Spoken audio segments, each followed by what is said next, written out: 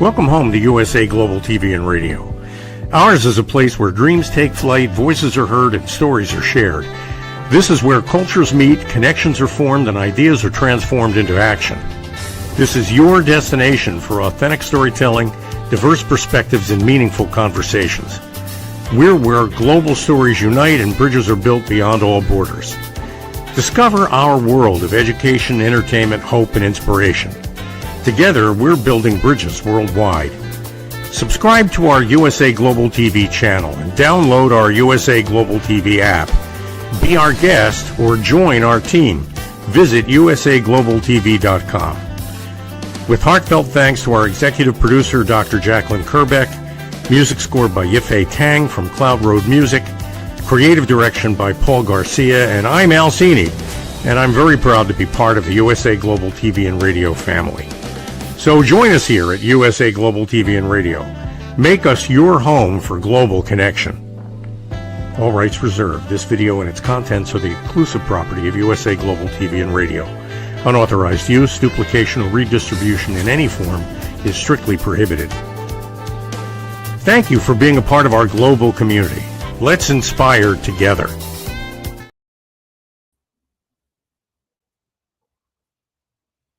Hello and welcome to the Persistence Payoff Show. We're here on USA Global TV and Radio. My name is Kimberly SCHAFER, and I'm your host for today. I'm on my own journey with persistence. I am a first-time inventor and entrepreneur. I'm the inventor of the ring thing, which is a waterproof patented ring holder.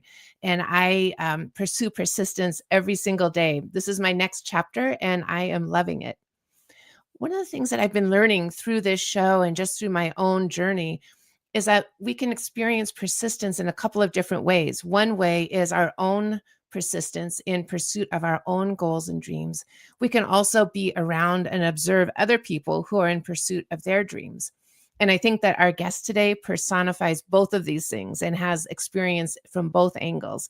I'm really excited and honored to have today as our guest, Bill Brown. He's had a storied career as a sportscaster, a career of more than 50 years. He was a television play-by-play voice for the Houston Astros for 30 years and was inducted into the Houston Astros Hall of Fame. He also did play-by-play for the Cincinnati Reds for 7 years. He was voted Texas Sportscaster of the Year by his peers in 2013 and has received many, many awards and honors. In addition to his broadcasting career, he's also an author. He's written 13 books, and his latest book is called Wartime Athletes, and it includes more than 80 profiles of professional athletes who have served in the military during wartime. Bill himself is a Vietnam veteran who served in the U.S. Army. So I think we have a lot to cover and a lot of angles of persistence, and I'm very thrilled to welcome to the show Bill Brown. Kimberly, my pleasure, my honor. And do you mind if I show you something?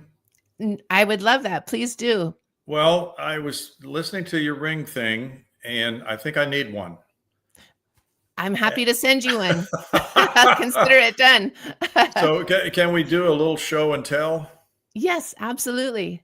Well, as you know, sportscasters have absolutely nothing to do with the accomplishments of the team. And yet sometimes they get to enjoy the benefits of what the team has reaped on the field.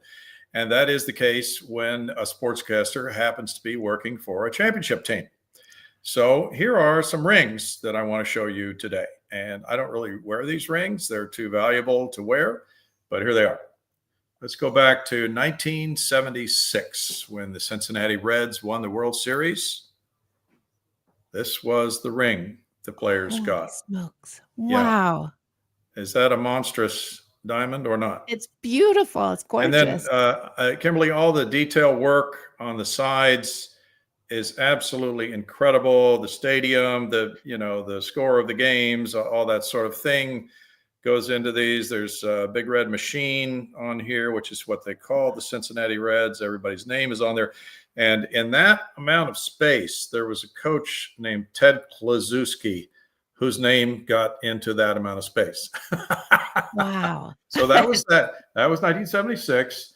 Now let's jump ahead to the Houston Astros, 2005. and they were the runner-ups in the World Series, and that was their ring. Wow. And you see how much bigger. Let me see if I can show you by comparison how much bigger the rings have gotten over the years. Yes. Oh my And, goodness. and so, again, the detail, there's even writing on the inside of the rings. That's incredible. Now let's jump ahead to 2017 when the Houston Astros won their first World Series. And this is a monster. Wow. Oh my With gosh. all the stones in there and everything, and just so much symbolism. It would be impossible to go into all the symbolism that is on this ring.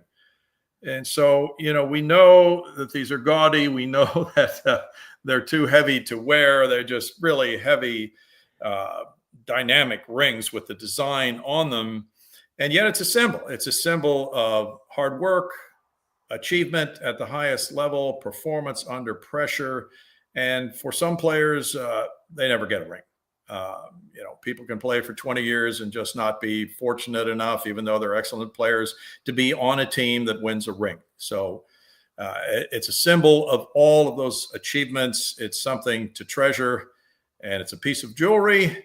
And yet it's mostly, for me, just a symbol of so many things that went into that achievement, even though the sportscaster himself had absolutely nothing to do with it.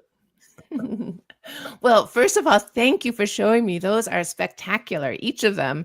And the artwork, I mean, they really are pieces of art.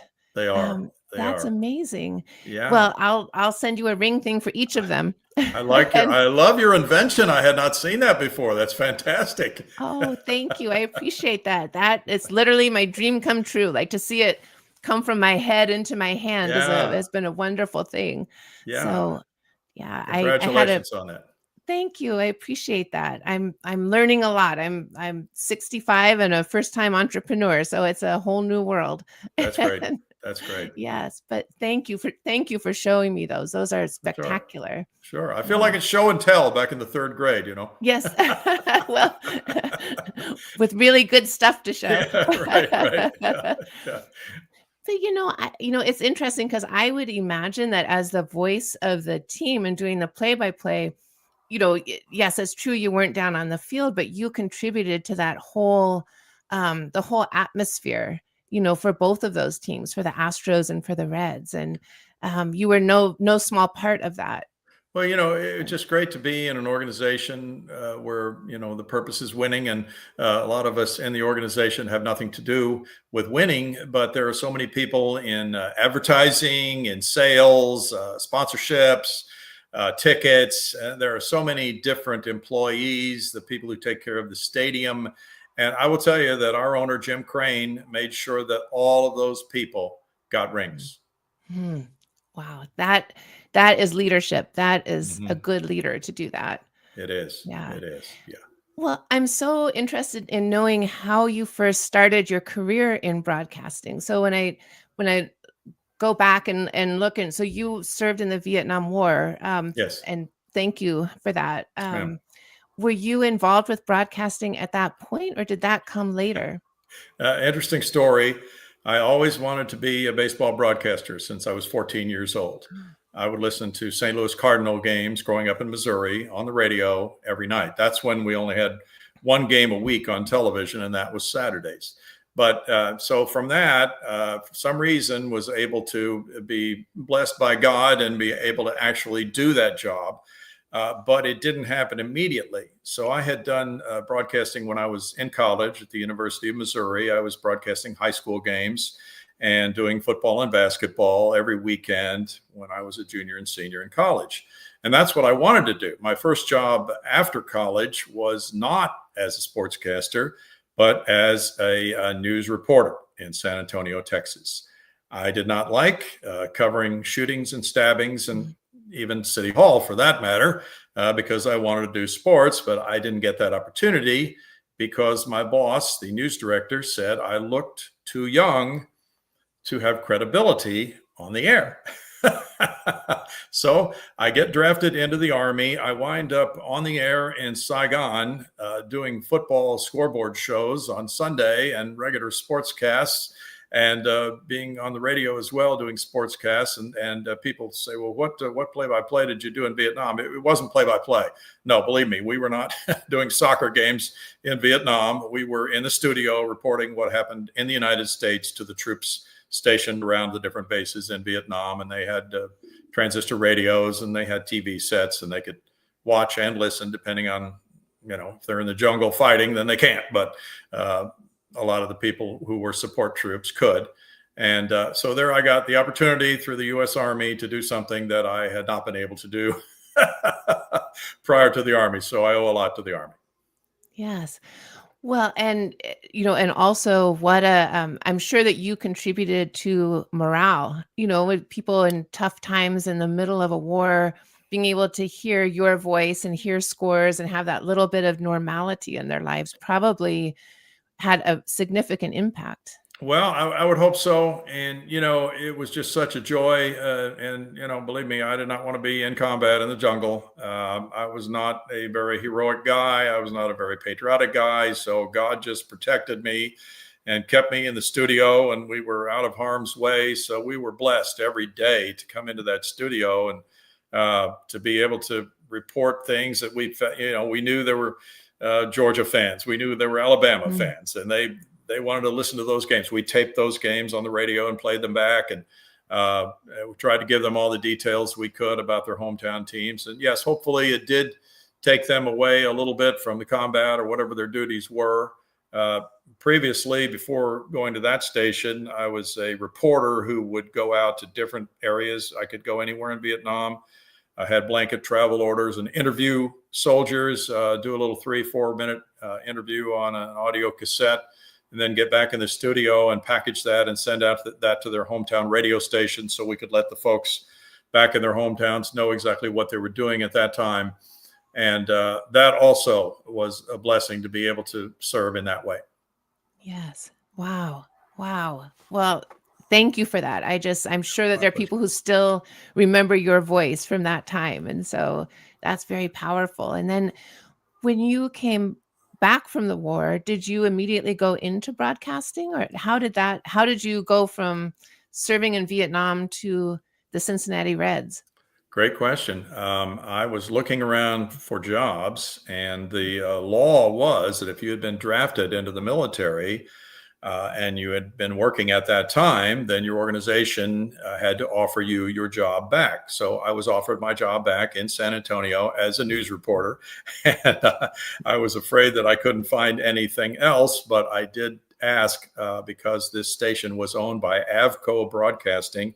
And Avco owned several stations in the Midwest. They owned one in Cincinnati, one in Indianapolis, one in Dayton, and one in Columbus, Ohio. So I asked, could I do sports at one of those stations, because there was no sports opening in San Antonio at that time.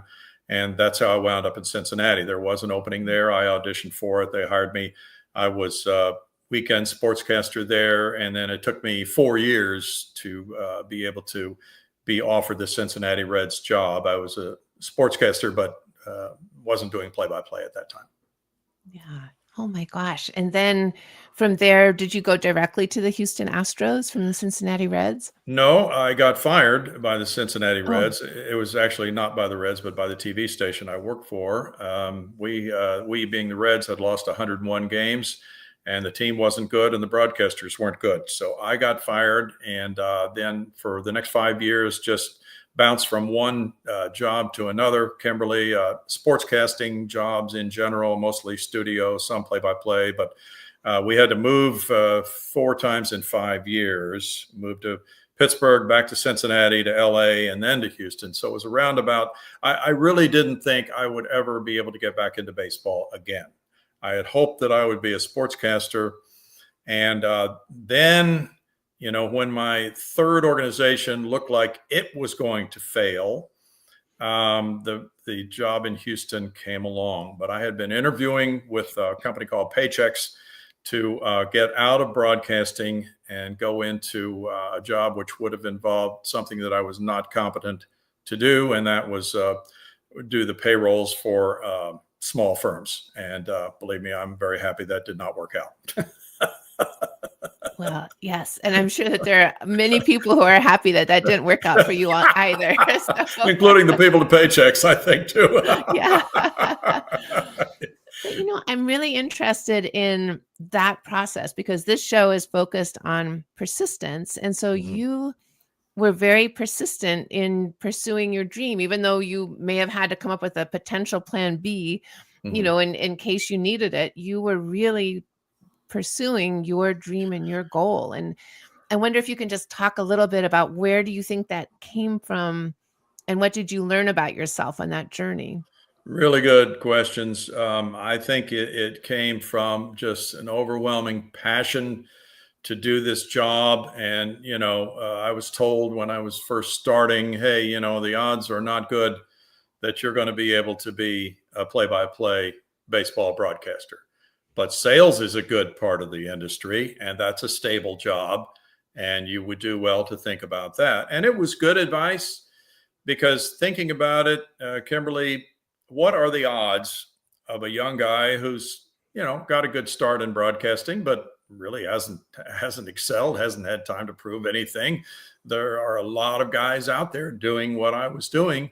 And then to think about being one of 30 TV play-by-play guys in the world doing Major League Baseball, the odds are rather overwhelming. Fortunately, that wasn't in my head at that time. I really didn't care. I didn't care what anybody told me. And so part of it is dumb luck, I would suppose you could say. But I don't know. It was just the passion was just always there to do that above and beyond anything else. And there was a plan B, but I think that's really what won the day. And I would tell you, I'm working with, I got a text from a young guy who's in college who wants to be a play-by-play guy.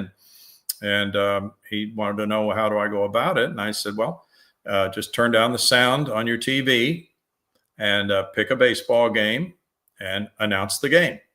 And then listen to it and send it to me and critique yourself. And then I will critique you. And then the next step is do it again. And then the next step is do it again. And then the next step is do it again, because it's going to take a lot of repetitions for you to get where you need to be hired at any level, frankly. Yeah. What great advice. And what a lucky young man to have you mentoring him. That's fantastic. Thank you. Yeah. I'm really curious to know, like, when you were broadcasting a game, did your mind ever wander? Did you ever miss a play because you were just thinking about the birds or something at that moment? Yes. And that's not a good, not a good trait to have. A concentration with play-by-play, and assume you're on the air for 3 hours a night doing a baseball game. You try to structure your entire day so that your best 3 hours is the 3 hours that you're on the air. And that's when you need complete focus, complete attention. So that does not happen. When it does start to happen, you have to find a trigger to get you back into the ball game, because if you're not in it, then there are fans who are in it more than you are. So you really need to understand that you're serving the people. We are so blessed to be able to be invited into people's homes when they're watching these games on television, and they deserve the highest level of concentration. And so, that if your mind does start to slip, then you're in trouble. You really are. Yeah, that's very interesting. I can, I could just imagine. I'm projecting because I know myself. Like, there's over a 3-hour period, I'm likely to just have a moment, and that might be the home run moment. Yes, it might be. So the good thing is you have a partner on the air with you, and maybe your partner is getting you back together again mentally while he's talking or she's talking, and so that can be very helpful too. Yes. Well, and now that you've retired, do you still follow baseball as closely? I follow it, not as closely, because there are other things in life. And after all those years in baseball, the time is growing short for doing these other things in life. And I think there's community service, there is church, there is, this and that, and family, grandkids. So hopefully there's a better balance than there was in baseball, because during that baseball season, there is not a whole lot of balance. I can imagine. I could only imagine. Yes. I mean, and what it would be, I'm just imagining the highs and the lows. So, winning those championships and getting those rings, as being part of the team and the whole milieu of it. That's incredible. But there were probably also some real low lows when, like you said, the Cincinnati Reds lost more than 100 games. And so did you have a technique to kind of keep yourself in a steady during those moments? Excellent question.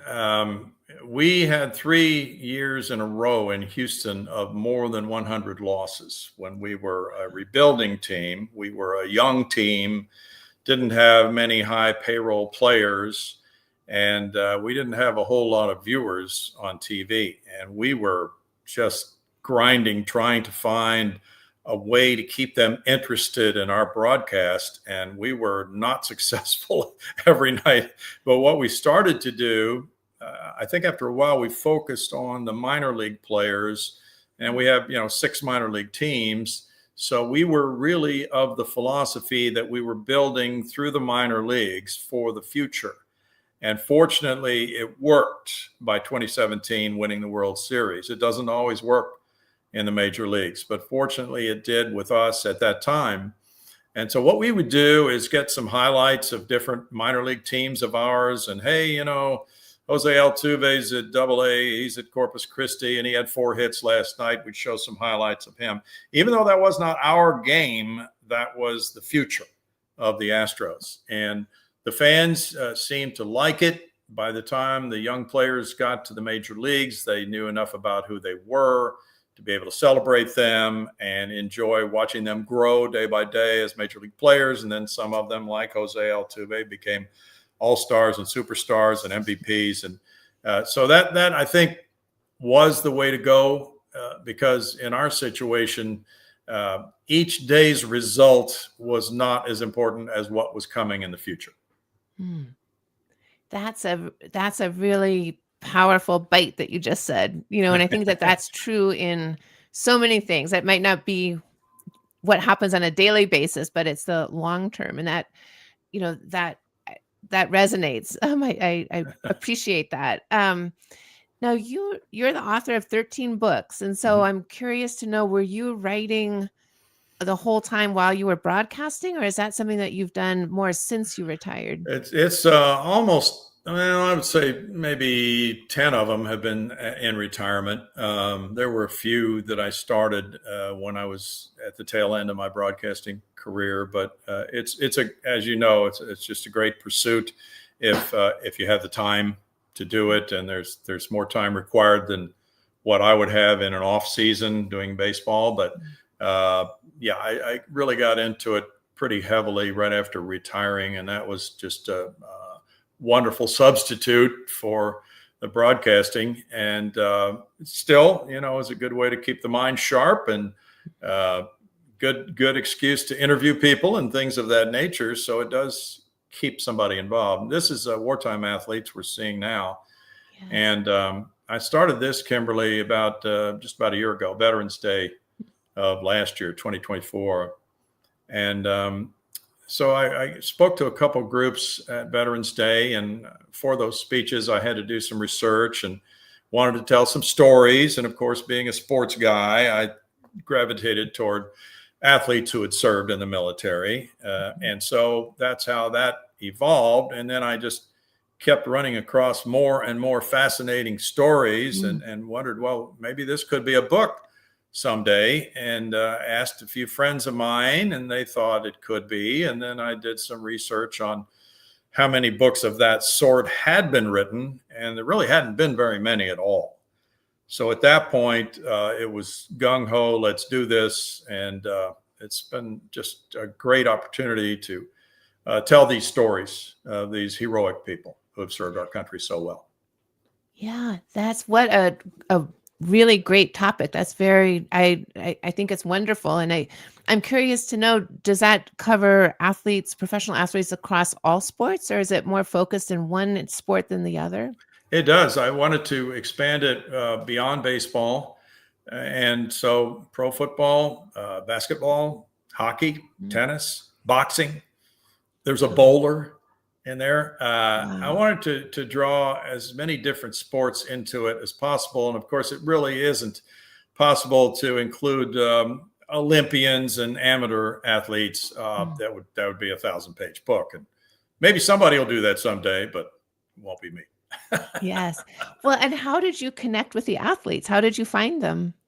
Most of it was just reading, and there's been a lot written. I did interview a few people, but unlike the other books that I wrote, there wasn't much in terms of interviewing. Unfortunately, the World War II guys are mostly gone by now. I did read quite a bit about the Vietnam guys, and stories like Rocky Blyer, who was a great running back with the Pittsburgh Steelers, and enjoyed telling that story. I did not attempt to interview him, but there had been so much written about him that there was plenty of material, because I didn't need to go that deep with 80 athletes.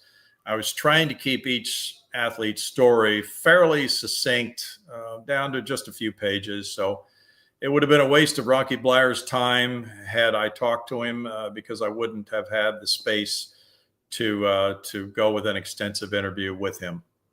Yeah, that makes sense. And I'm curious, was there a pattern, like, for example, for the professional athletes, would this, was it more likely to be an interruption in their professional career and they came back to be pro athletes, or for more people, was at the end of their professional athletic career? Great question. Again, it was all of the above. There were some who were just in the minor leagues. For instance, Yogi Berra had not played in the major leagues yet, and he was involved in Normandy, the landing on D-Day. There were several like him who were in the minor leagues and then came back and had full major league careers afterwards.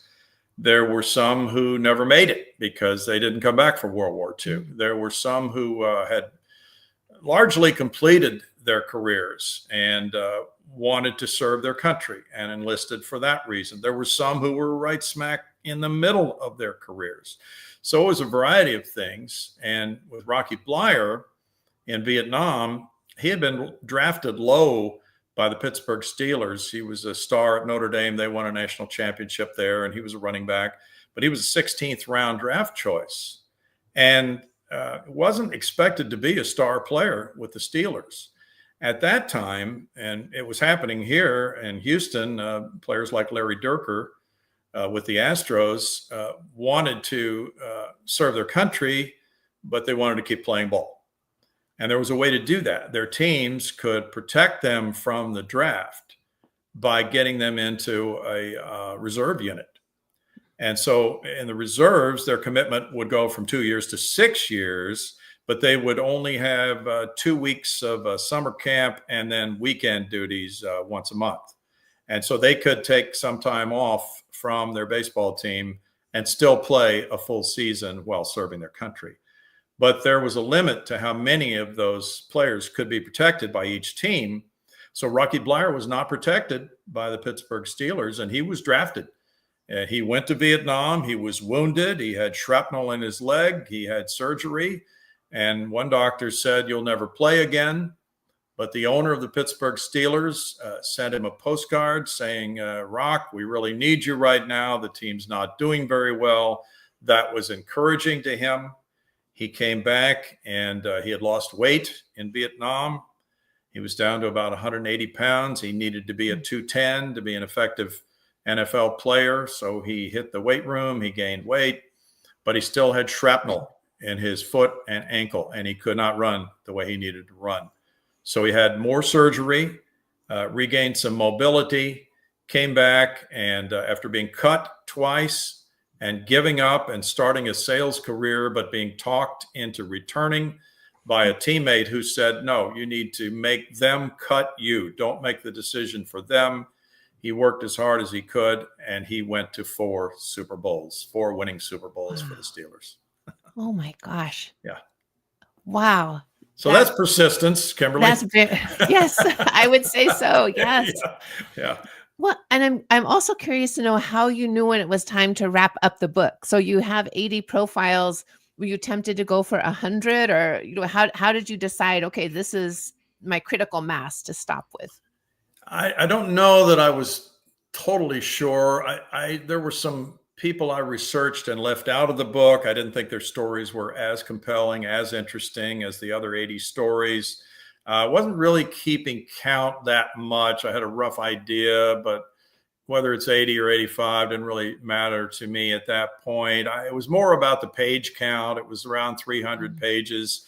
I try to write short books because I think the attention span of a lot of readers is not that great anymore, and tried to keep the flow of it moving along pretty quickly.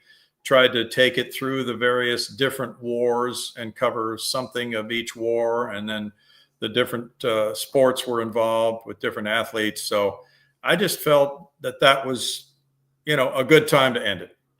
Yeah. Yeah. What a fascinating book. I'm going to read that. That sounds fascinating. Good. Are you going to do the audiobook version of it? I have already done that, and it's on Audible. Oh, wonderful. All right. Yes. I'm going to be listening to that. Great. So, Great. well, so we have just a few minutes left, and I really am struck by your experience with persistence. So certainly in the military, there was extreme bravery, courage, and, Yes. as we read, sometimes bravery isn't the absence of fear, but it's that willingness to push through it. So you saw a lot of that in the military. Certainly in your 50-year career as a broadcaster, you've seen that in athletes, and you talked about some of the farm guys just working their way up until they were able to come into the big leagues, and other stories, I'm sure. And then as an author, your own journey, and as well as your pursuit of your broadcasting career. And so I'm just curious to know, when you look at that as a whole, are there any sort of kernels about persistence that you have learned or that you would give to other people as advice? Well, if we make each day a challenge, and each, especially as you grow older, each day is a blessing. So what can I do today? What challenge is there out there today? And can we take a small step toward a goal? Are we working on a charity event? Do we need to contact people about sponsorships? No matter what it might be, what can we do today? At the end of today, can we say we accomplished something? And that won't always be true. You need a vacation every now and then. You need rest every now and then. All these things are necessary and vital, but yet, it's part of an overall life. And what do you want to be your life? Is there something that you haven't done yet, whether it's write a children's book or some way that you feel you can make a contribution, whether other people agree with that or not? I think it's necessary to have a goal, to work toward that goal, and to try to say that you made some progress toward that goal recently. Yeah, that's really powerful. I appreciate that. Thank you for that. And I'm curious to know, for you, what's next? What are your upcoming goals? I'm working on a pickleball tournament, Kimberly, for an organization called Camp Hope, which is the PTSD Foundation headquarters of the United States. And we're going to raise some money for soldiers who have come back from combat with PTSD. They live in this facility for up to 9 months. They have apartments. They are provided with food. And then they have some training sessions. They learn a skill sometimes. They may go back to school. They will be treated for the different issues that go along with PTSD by professionals who are veterans. So that's the next goal, is to raise some money for that charity. Oh my gosh. What a great goal. That is great. And again, it's involving veterans and also sports. I can't get off that. I can't get off that theme. No, I like that. Well, this has just been such a joy to talk with you, and the time has flown by. I still have like 12 other questions I would love to ask you. And but before we wrap up, I wonder if you could share with us how people can connect with you if they'd like to get your books or learn more about your work. Well, if they want to send me an email, that's easy at bbastro@aol.com. We can talk that way. The books are all on Amazon, with the exception of the children's book. And so those are the best ways, I think. All right, great. Thank you. And I didn't ask you about the children's book. Could you give us just a 30-second intro to that? I wanted the children to draw all the drawings in the book, and they did that on watercolor. And just a little story about the mystery of Town Lake, where we live. And I wanted to be able to donate that to some of the elementary schools, because, as you know, we need to keep our kids reading, and any way we can do it is helpful. Yes, absolutely.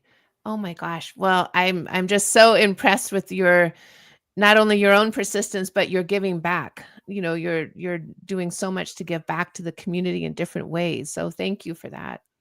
Well, thank you. And thank you for your invention. I am looking forward to seeing that. I'm going to be following up with you, and I'll send you 3 in the color of your choice. I can't wait to think about the championship rings in them. So thank you for that. I will happily be a purchaser of those 3. Thank you very much. Right. I look forward to that. Thank you. Thank you so much.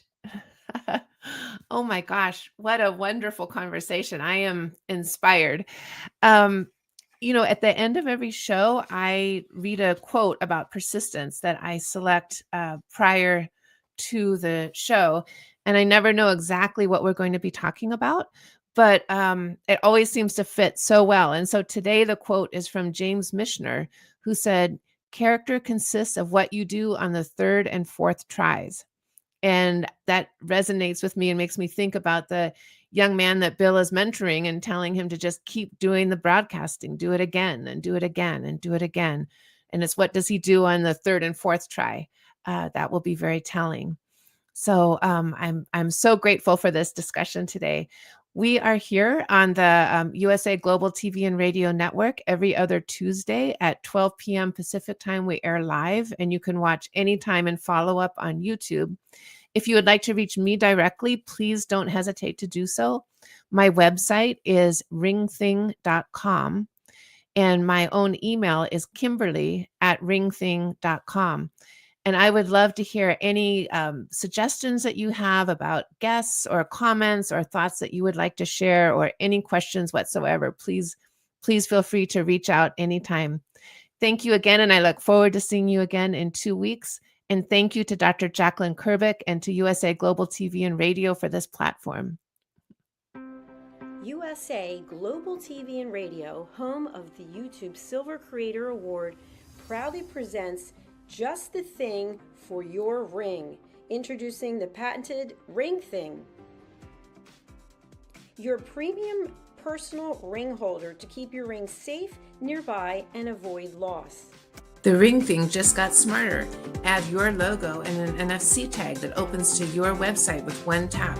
Waterproof, inner padding, and now a forever business card.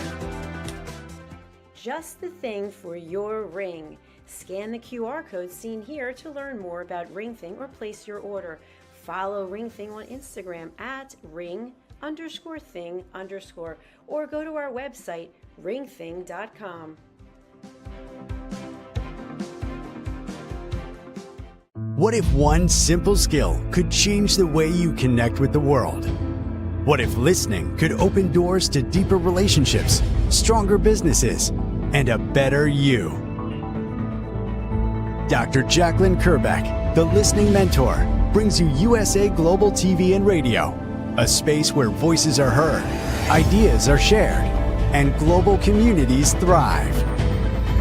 Through the elevated listeners' courses and books, you'll master the power of listening, set boundaries with confidence, and transform conversations into opportunities. Join us. Listen, learn, elevate. Whether you're a leader, a coach, a business owner, or someone seeking stronger connections, your journey starts today. Subscribe, learn, and transform today. Thank you, viewers and listeners of USA Global TV and Radio, for joining us today. We're honored to have your time and attention as part of our global community. At USA Global TV and Radio, we believe in the power of authentic conversations, meaningful connections, and creating a world of possibilities together. Want to be part of something bigger? Join our team of elevated listeners at usaglobaltv.com, a space where your voice matters and your ability to listen transforms relationships. Stay connected with us across all our platforms for thought-provoking discussions, expert insights, and empowering stories. Subscribe to our channels at youtube.com/c/USA-Global-TV. Follow us on social media and explore the endless opportunities we're creating for growth, learning, and inspiration. Together, we're not just broadcasting, we're building bridges and changing lives one conversation at a time. For inquiries, contact us at info@usaglobaltv.com. Music by Johnny Dyes. Produced by Executive Producer and Director Dr. Jacqueline Kerbeck. Voiceover by Mike Porter. Creative Direction by Paul Garcia. All rights reserved. Copyright 2025. Visit usaglobaltv.com to view our full terms and conditions.